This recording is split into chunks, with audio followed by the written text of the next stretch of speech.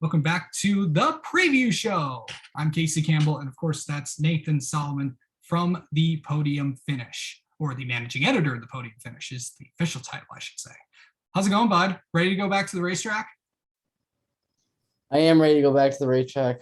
Super excited to be going to Loudon this weekend, or Loudon, New Hampshire. Loudon this weekend, Pocono next weekend. It's been about 2.5 months since I was at the last NASCAR. I'll say NASCAR race. I won't say Cup Series race because I didn't quite fully see the Cup Series race into entirety because of the rain. Yeah. But very excited for the next 2 weeks. Certainly a lot to talk about, a lot of big storylines going into this weekend at Loudon, outside of just the typical playoff storylines. So I'm sure we'll hit on that here in just a minute. Oh, yeah, for sure. Yeah, I mean, I was at the track last week, so I figured I'd be handing the torch off to you and for the next 2 weeks, and then I'll be taking it back in a few weeks and when I go to Michigan. So let's talk about that. Let's talk about the big story of, well, really the day yesterday. Of course, if you haven't watched the reaction video that myself and your TPF teammate Taylor Kitchen and I did, talking about the big news yesterday, go watch it. But 2311 Racing, Tyler Reddick, they're going to be together in 2024. That was obviously the big shocking news that shocked the NASCAR world and the motorsports world for that matter until later on until later on that night with the Alex Palou news. But overall, what was your initial reaction when you saw that? I don't even know. Like I was so surprised. I just almost didn't make sense. Like, I mean, we all kind of got a media advisory about a Zoom call, but we had obviously no idea that it was going to be, Toyota introducing Tyler Reddick, which really, it sounded like nobody had any indication of whatsoever. Like it didn't seem real at first. Like it seemed like a fake, like a bot account or something when I saw it on Twitter for the first time, and it was sitting down eating lunch. But yeah, wow. I mean, I didn't see it coming at all. RCR certainly didn't see it coming at all. Yeah. And it certainly has to be the earliest that they've ever announced a ride for like 2 seasons away. Like, I was just thinking about this. Tyler Reddick still has 55 races left with RCR. Yeah. And he already has a future ride planned out with a different team and a different manufacturer. So I'm interested to see how kind of what that awkwardness will be like within that team. Like, if there's gonna be tensions within that team, whether him and Austin Dillon and the rest of the RCR group can kind of be on the same page throughout this season and next season, and remain competitive. So, I can't really fault Reddick whatsoever for taking that deal. He's going to get more publicity than he ever will get at Richard Childress Racing. And that's not a dig at Richard Childress Racing. Just driving for Denny Hamlin and, the greatest basketball player of all time, Michael Jordan, like, why wouldn't you do that? Yeah. So, I mean, it was shocking until I saw the official notice in my inbox from 2311 Racing that Tyler Reddick's going to join. I'm like, that's interesting. So that was very interesting to see. So you're going to be at the track this weekend.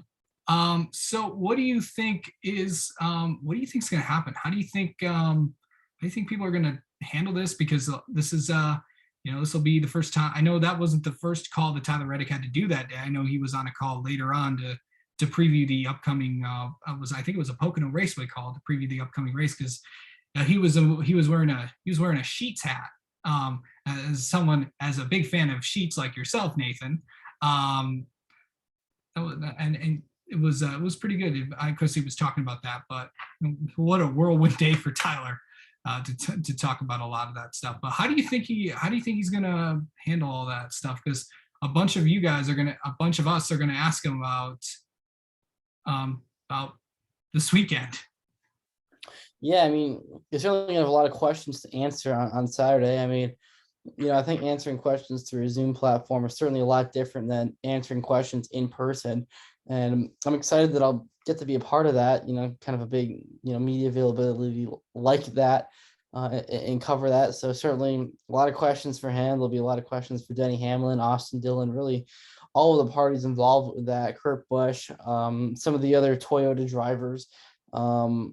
He's going to have to, find a way to answer those questions and at the same time, stay focused on everything this year with Richard Childress Race, because there's certainly no reason why he can't be a championship contender. I think right now we only have one true championship contender in Chase Elliott. The other three spots could, really be wide open. And there's certainly no reason why if Tyler Reddick gets hot, he can't be in that mix. So even though he has 2024 planned out, he kind of just has to put that in the background for the next year and a half and focus on this year and then focus on a whole, complete schedule with Richard Childress Racing and Chevrolet next year as well.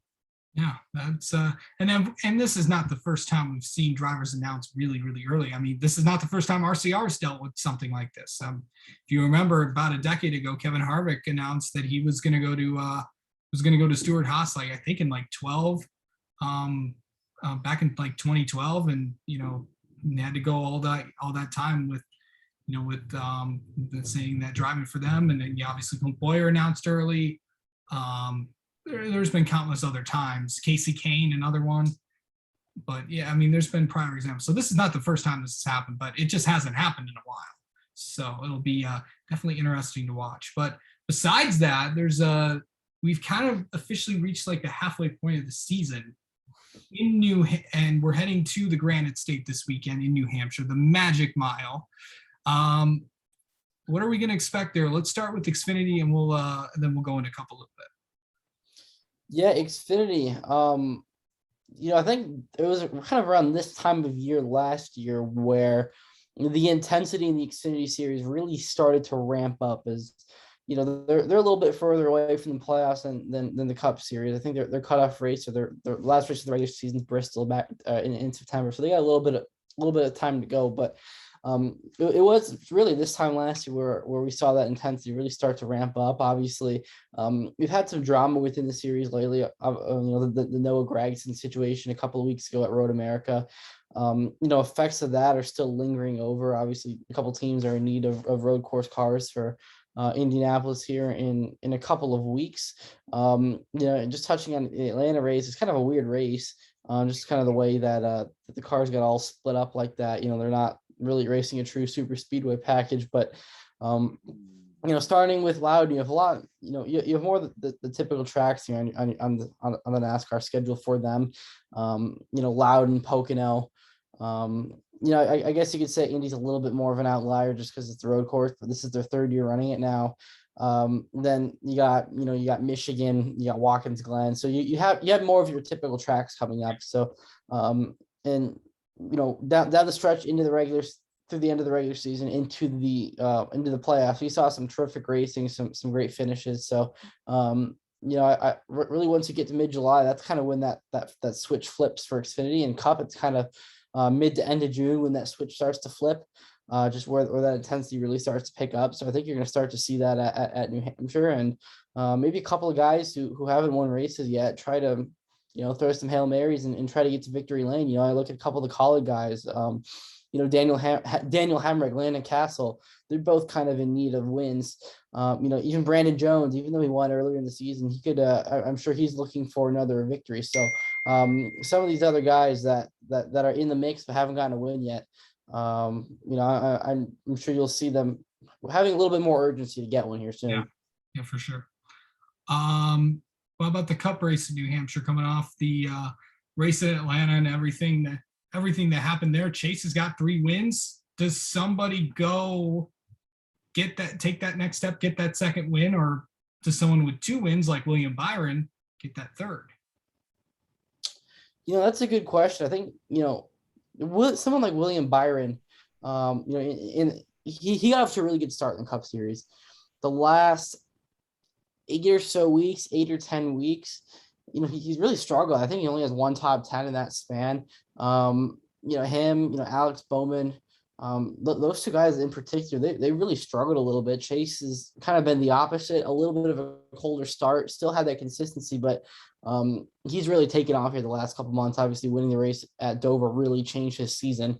Ever since then, he has been in the mix every single week. Now he's won 2 of the last 3 races, like you mentioned. Easily could have been 3 out of the last 3 races. Finishing second at Road America to Tyler Reddick. I think Chase Elliott will be a strong contender, but Ford has been really strong at New Hampshire in the past, so I expect them to kind of dominate the day, even though the next gen car certainly changes some things, but the 4 drivers, for whatever reason, they just seem to be very good at that racetrack. Yeah, Yeah, for sure. It's we're coming up to a lot of places where Ford drivers are seeming to be pretty good. Of course um you got New Hampshire and then you got Michigan in a few weeks. So that'll be fun. Before we get to picks, your thoughts on the trucks did run at Mid Ohio. Trucks are off this week. I was of course there. Your thoughts on Parker Kligerman getting it done? Yeah, that was really cool. I thought the truck race overall was a really great race. I think the battle between Parker Kligerman and Zane Smith was really fun to watch. They were both really, really good. It really didn't seem like Parker Kligerman was that much better than Zane Smith. They were pretty even, and they raced each other so clean, which was really cool to watch. I think that shows a lot. That shows as much about Zane Smith as it does Parker Kligerman. Parker Kligerman's obviously a very talented race car driver and deserves a full-time ride. But Zane Smith, you look at the truck series, there's a lot of guys out there that don't have that patience. They don't have that maturity to race a guy clean like that. They just kind of dump him or wreck him and move on. But Zane, obviously, he has 3 wins behind him this season, but he raced Parker completely clean, very class act about it. And I think that shows a lot about Zane and, what his future could look like in the sport, because when you look at the truck series as a whole of the full-time drivers, he's probably the most ready to move up. So, good on both of them. Obviously, congrats to Parker for the huge victory. Love seeing Mid Ohio still on the NASCAR schedule. Obviously, the first time with it being trucks. Whether it's trucks, whether it's Xfinity, I love to make sure that and see that some NASCAR touring series race is back there every year. Maybe it would be cool if maybe they could trade off. I mean, Xfinity 1 year, trucks the other year, but it's definitely really important to have that NASCAR presence there, kind of in that part of the Midwest. So, gold star for Mid Ohio. It is. And from being down there and experiencing it, those guys, those fans love their racing. It's I was at the fan fest that ARCA put on, and a ton of fans turned out for that. But there were about 5 or 6 drivers that were there. Ty Majeski was actually one of them signing autographs. It's right down the road from the Thor Sports shop. So I know those guys will have a lot of stuff there. And it was just a fun weekend. I know Stephen Conley and Taylor Kitchen, of course, your colleagues at the podium finish were there, and a lot of fun. You got a lot of stuff. I got a lot of stuff as well, including talking with Zane and Parker Kligerman, and of course the raw Don Henderson interview that apparently made the viral circle on Twitter. So that was fun to be a part of. So I can't thank Green Savory enough, the promoters of the race, for all the hospitality that they provided a lot of us. So appreciate that. All right, time for picks. Trucks will be back next week at Pocono. Of course, you'll be there as well. And it's also the regular season cutoff. So we'll talk more about that next week. But time for picks. You need to, you took a major step back last week. Oof. Yes. Okay. Time for New Hampshire Xfinity time. Let's, who you got, bud? Well, you got a couple Cup drivers in this race. One of them is William Byron, making, I believe was it his second start of the season in the Xfinity series. Second start. He was a tech. In the 88 Junior Motorsports car. He'll certainly be very competitive there. Obviously, anytime a Cup racer moves down to the Xfinity Series field, he certainly has a very good chance. So I'll go with William Byron to win Saturday's Xfinity race. Yeah, that should be a good one. I'll take AJ Allmendinger. Why not? See how it goes. I mean, the colleague needs a win. AJ would certainly like one. He has a couple this year. But I think he would like to see. Hasn't had an oval win yet this year, so I think it would be kind of cool to see if he gets one. So yeah.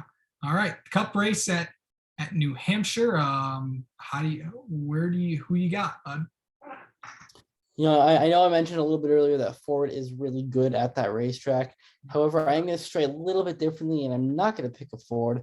I'm going to pick somebody else that's also really good at that racetrack. Christopher Bell won the Xfinity race there last year, finished runner-up to Eric Almirola, who pulled a big upset victory there. And who knows what would have happened if that race didn't get caught like 10 laps short because of the darkness after the rain. Christopher Bell was right there. He was closing in on Eric Almirola. If he had those 10 laps, I think there was a pretty good chance Bell could have won that race. But this year, I don't think he'll be battling the darkness at all. He'll go out there, win the race, punch his ticket to the playoffs with the victory.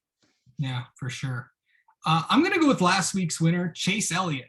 Why not?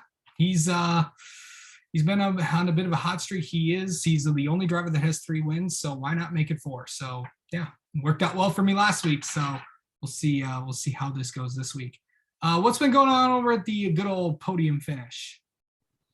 A lot of things, man. I mean, we've had people at every single race for That is the last, impressive. just about the last couple months. I think we have people at just about every race here on out as well. Obviously, I'm getting ready for 2 weekends of coverage. Yeah. Bunch of articles going up still, and doing the old podcast and everything. So things are going good. Yeah, sounds like a plan. I mean, you guys will do anything to get an interview, even on a moving golf cart. People would know who that. For people that don't know, Taylor Kitchen interviewed Matt DiBenedetto on a golf cart as they were heading back from the autograph session. I know because I was on it.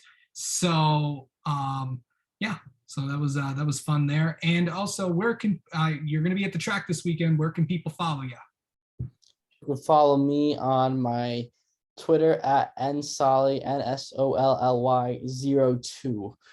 Follow me on there. You'll see obviously a bunch of race content, all my articles, my interviews, all that. So be sure to follow that, check that out, because that's what you'll be able to get some top-notch updates in the track here between now and next Sunday at Pocono.